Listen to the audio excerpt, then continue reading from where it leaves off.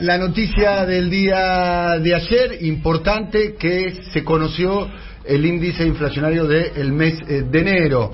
Querida Valentina Castro, bienvenida, ¿cómo estás? Bueno, ya lo vamos a desarrollar con extensión, pero la noticia es...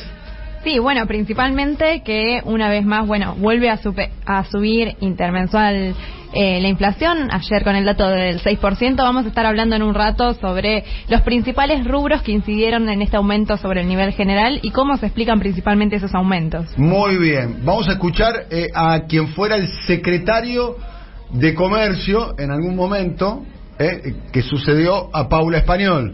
Estamos hablando del licenciado Roberto Feletti, que salió eyectado, creo que salió bajo la gestión de cuando viene Batakis, ¿no? Sí.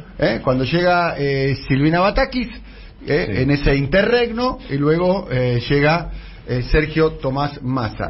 Sobre las empresas y el aumento de precios, dice...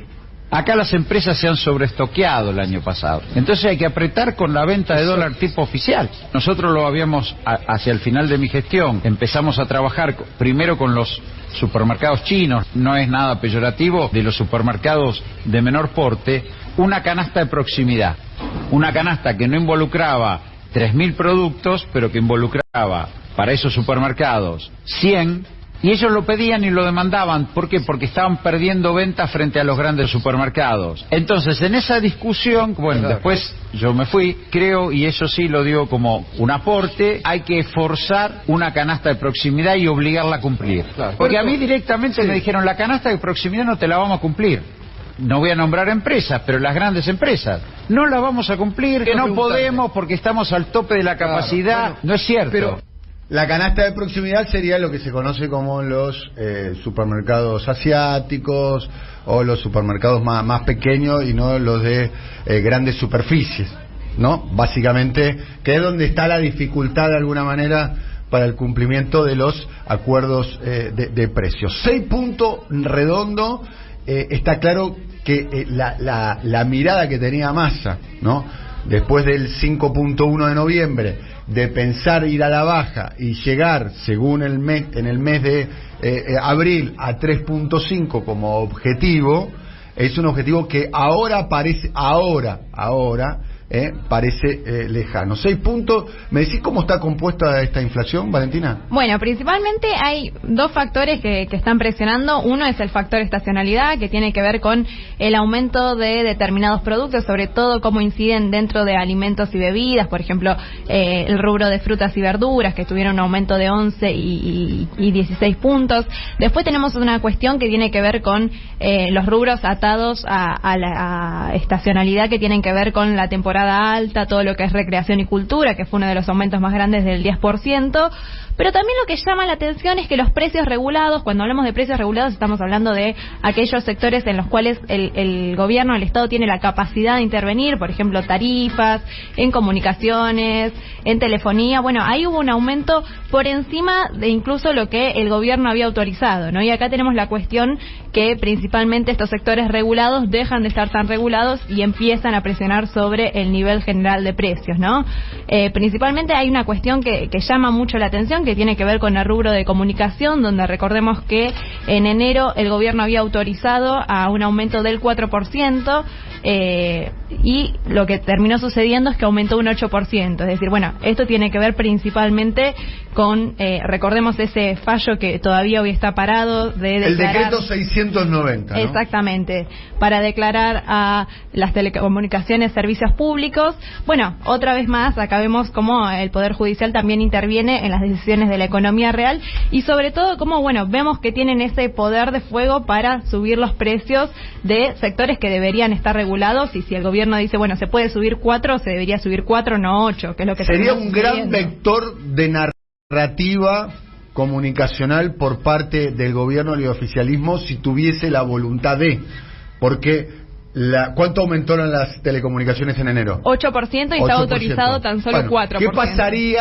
¿Qué pasaría si los ministros, la vocera presidencial y el presidente mismo, en vez de esconderse bajo el escritorio, ¿no?, asumirían esa batalla y dirían públicamente Clarín, Telecom, las telcos están aumentando por encima de la inflación y además no tiene ningún tipo de razonabilidad ese aumento, a no ser que sea aumentar la tasa de ganancia de las empresas, que es en realidad el corazón de la discusión en estos momentos. Exacto. Es cómo las empresas quieren garantizar su tasa de ganancia afectando al resto. Y además no tiene consecuencia que aumente más de lo permitido. Bueno, lo que está diciendo Valentina, 4% le autorizó el gobierno. Primero, el gobierno debería de insistir en la aplicación del decreto 690. Sí. ¿No? Primera Exacto, cuestión. por eso digo lo de primera cuestión. Y después acá comunicacionalmente a nadie le gusta que le aumente el cable, que le aumente la telefonía o que le aumente internet, ¿no? Me parece que hay una masa crítica que te puede acompañar en eso, ¿no? El tema es que si está dispuesto a dar esa batalla comunicacional. Sí, es una medida que hoy la cautelar, ahí el expediente lo tiene guardado la Corte y no se está accionando. Sobre todo lo que llama la atención es, la incapacidad y la pérdida de poder político del gobierno para intervenir estos grupos económicos. Pensemos que ni siquiera existe la figura de grupo económico, por ejemplo, como explicaba bien el profe la semana pasada en la ley de entidades financieras, en la ley de sociedades. Entonces ni siquiera desde el punto jurídico el gobierno hoy está discutiendo cómo intervenir esos sectores, que podría ser una discusión que debería dar la necesidad de que exista la figura de grupo económico para intervenir sobre todo estos grupos concentrados, que ya no son empresas, sino que son grupos empresarios que manejan estos rubros. Y es importante calificar a Clarín ya no como un grupo mediático, sino como un grupo de telecomunicaciones. O sea, primera cuestión, cuando hablamos de Clarín, no hablamos de un diario, no hablamos de una radio, no hablamos de un canal de televisión, hablamos de un grupo de telecomunicaciones. Monopólico. Porque no monopólico, cartelizado, cartelizado, digamos, con posición dominante. Monopolio sería si fuese el único operador, cosa que no lo es, pero sí tiene una posición dominante en una actividad que a priori es cartelizada. De hecho, hay 3 grandes jugadores, que es el grupo Clarín, el grupo Telefónica y después el grupo Slim. Dicho sea paso, el que tiene una política un poquito, por lo que me cuentan a mí los especialistas en el tema, un poquito más independiente de todos, casualmente es el grupo Slim, que tiene una política de dumping con el precio. A veces, según dicen las otras operadoras, ofrece un servicio que está por debajo del costo operativo, lo que sería como un dumping para quedarse con una porción del mercado. En un ratito quiero preguntarte por el tema, el resto de los ítems, cómo fue aumentando, el tema textil. Además, cómo fue aumentando el tema textil, que siempre, en todo este ciclo, Alberto Fernández, el tema textil estuvo aumentando por encima del promedio, la ropa, por encima del promedio. Vamos a sumar a esta conversación a nuestro querido compañero y amigo Artemio López. ¿Cómo le va? Hablemos del tema precios. Ayer se conoció el 6 puntos de inflación. Acá estábamos con Valentina analizándolo. Te escuchamos. No, lo que a mí más me impacta, que es este 98.8, casi 100% de inflación interanual que tenemos con este último 6%, refuerza el mecanismo de sanción de ingresos a los sectores del trabajo y de concentración en los sectores del capital. No te olvides, Daniel, que tenemos hoy una distribución del ingreso, según los últimos datos disponibles, la peor en los últimos 10 años. Incluso peor que la que precipitó la salida de Macri. Hoy tenemos una participación de los trabajadores, no quiero mentir porque voy a citar de memoria, de cerca del 45%, para ser más exacto, el 43.6% para los trabajadores, y cuando Macri es expulsado del gobierno y no puede reelegir, se va con 46.5%. Obviamente cuando se va Cristina, la participación de los trabajadores es del 54.2%. Bueno, esta circunstancia de transferencia de ingreso a la cúpula hace que hoy el factor capital esté en su mayor participación en, yo te diría, por lo menos 10 años o más. mucho, yo creo que cerca de 15 años, no tengo los datos anteriores al 2015, pero está participando con casi el 47%. Esta transferencia de ingresos se refuerza con la inflación, que es un mecanismo especulativo de transferencia de ingresos sin ningún lugar a duda. Fíjate que la mayor concentración de ingresos se produce cuando Argentina crece. El modelo de crecimiento con inflación y basado en exportaciones es claramente un modelo que te liquida el salario. Tenemos el más bajo salario mínimo de la región, salvo Venezuela, pero en dólares somos el peor país después de haber sido el mejor con Cristina. Perdimos más de 10 puntos de participación en distribución del ingreso, pasamos de 54.2 a 43.6. Eso valorizado por Flaxo es 70.000 millones de dólares, lo dijimos, en el 2021, hoy creo que estamos arriba de eso, y es más de casi 2 veces el préstamo del Fondo Monetario Internacional lo que transfirieron los trabajadores a la cúpula. Esperemos que la reacción de las organizaciones que están diseñadas para defender, entre otras cosas, no solamente, pero entre otras cosas, el poder adquisitivo del salario y la participación de los trabajadores en la renta general, reaccionen, porque con estos niveles de inflación, bueno, la distribución del ingreso va a empeorar notablemente. Es más, yo te digo, una de las causas por las cuales Macri no define su candidatura es porque sabe que efectivamente el desastre distributivo que provocó le impide tener. Pero según la descripción tuya, ese desastre distributivo continuó y se consolidó y se consolidó a lo largo de, sobre todo, hay una nota muy buena que escribiste en tu blog y que tengo entendido también la publicaste, si no me equivoco, en Perfil y demás. Sí. Donde yo publico las notas en varios lugares. Bueno, por eso, donde vos dijiste que inclusive los trabajadores de la actividad privada o trabajadores públicos registrados, no todos le ganaron en la paritaria a la inflación. No, por supuesto. Bueno, yo tengo acá una información, te doy la última información que me llegó sobre evolución de salarios, el último dato que tenemos disponible. Sé que es un poco pesado para la radio el número, pero te digo, el periodo 2022-2019, o sea, desde que se fue el ingeniero hasta el último dato disponible, que es el tercer trimestre del 2022. El privado registrado en diciembre, según INDEC, 3.96% abajo. El público, según el INDEC, también para diciembre, 7.48 abajo. Estoy hablando de diciembre del 2022.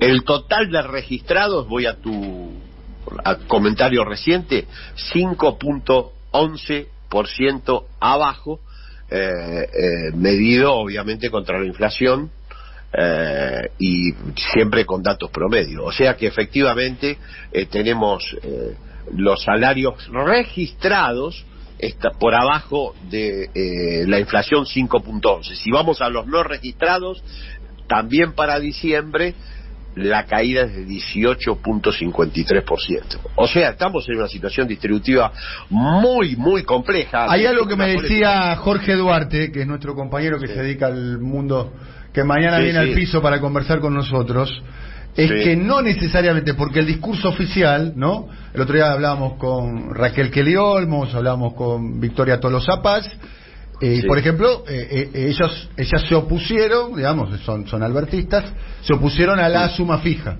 ¿no? La idea de la suma fija, y dicen que no, que ellos creen que, es más, Tolosa Paz fue aún más lejos, hay que ir a unas pasos, y de un lado tienen que estar los que creen que tiene que haber suma fija, y de otro lado que tiene que haber paritarias. Cuando, dicho sea de paso, me parece. No, a ver, una línea de corte un poco pobre. No, entre otras, nobleza obliga, entre otros argumentos. No es solamente ese, entre otros argumentos. Los que están a favor del acuerdo con el fondo, los que se opusieron, entre varias cuestiones. Pero lo que decía Jorge Duarte, que me parece es un razonamiento interesante, que durante el macrismo hubo paritarias. y se perdieron 25 puntos. O sea, las paritarias no te garantizan. Bueno, esa es una paritaria muy coercitiva, porque los dirigentes sindicales se sentaban en esa mesa sabiendo que quizás estaba en juego su libertad. La Gestapo. Claro, exactamente. Era un momento de una enorme persecución. Dicho sea de paso, lo dije del principio del gobierno de Alberto Fernández, y lo digo ahora, ese dispositivo no solo que está intacto, quiero decir, sino que, o sea, en el eventual escenario de que el macrismo recupere el poder, dicho sea de paso, hay que dejar de llamar Juntos por el Cambio, pim pim, pam pam pam. No, es el macrismo, porque el que conduce políticamente a la oposición es el ingeniero Mauricio Macri, el único que conduce la oposición. Después abajo hay 3 o 4 coroneles, ¿entendés?, que tienen así una disputa medio darwinista, pero el que conduce la oposición políticamente es Macri. Si se hace a volver a ganar el macrismo, ese escenario se va a volver a repetir, de persecución a opositores. Bueno, ¿qué pasó? Sí. Lo hicieron y después no pasó nada. No pasó nada, pues ya sabemos cuál es la mirada de Fernández. Como Alberto Fernández, dicho sea paso, también para el momento de ese dispositivo de persecución de peronistas durante 10 años en la oposición al kirchnerismo, él cree que se tiene que autodepurar todo eso. Discúlpame que hice esta digresión, ¿no? No, está bien, porque yo incluso fui testigo del proceso de la UOCRA Bahía Blanca, donde hay que decirlo también, Humberto Montero, su secretario general, que obviamente fue preso, le plantaron droga, bueno, una serie de circunstancias que es eventual en este tipo de comportamientos de los sectores de derecha, murió preso. Fue un preso político que murió en la cárcel, y su pecado fundamental, más allá de los comportamientos específicos de los dirigentes sindicales, yo no lo voy a defender ni atacar porque cada uno sabe lo que hace, fue mejorar siempre la paritaria con respecto a la media nacional y hacer partícipe al gremio y a los trabajadores indirectamente de las suculentas ganancias que obtenían en este caso los capitales que se invertían para la construcción, que en Bahía Blanca eran muy importantes. O sea, gente que no solo fue encarcelada, sino que murió en la cárcel. De eso no se habló nunca, y la que llevó adelante ese proceso fue la gobernadora Heidi. Así que sepamos lo que tenemos enfrente. Y para dar buenas noticias, el núcleo de resistencia más fuerte que tiene hoy el proyecto nacional y popular de Alberto y de Cristina, el kirchnerismo histórico, que es el peronismo en su fase siglo XXI, es la provincia de Buenos Aires. En provincia de Buenos Aires, Axel mantiene una muy buena imagen de gestión. Él es un hombre carismático, un tipo que de su generación sin duda es el más carismático, está manteniendo una intención de voto que le permite distanciarse notablemente con respecto a las dos candidaturas que por lo menos conocemos hasta hoy, que son las de Diego Santilli, al que le saca 12 puntos, y Ritondo, que le saca más de 15 o 18, en la última encuesta que vi es eso, pero bueno, está claro que no compite. Y la novedad que completa este combo por el cual la provincia de Buenos Aires, que aporta el 38% de los votos nacionales y el 50% de los votos del FDT, está claramente hoy en manos del oficialismo, es que se mantiene la intención de voto. Yo me equivoqué, yo pensaba que se iba a terminar rápidamente esa experiencia de la ultraderecha, no sé, llamada Libertario, Libertad Avanza, como quiera, y todavía Milei no puso su candidato. Están en negociaciones los opositores para tratar de meter todo eso adentro, porque así como está distribuida la intención de voto en provincia de Buenos Aires, yo no voy a repetir las palabras de Teresa García, que dijo el triunfo de Axel es inexorable, pero mi percepción es que el triunfo de Axel es muy, muy probable. O sea que y ganar una elección nacional con el distrito principal dado vuelta puede pasar, pero es una excepción.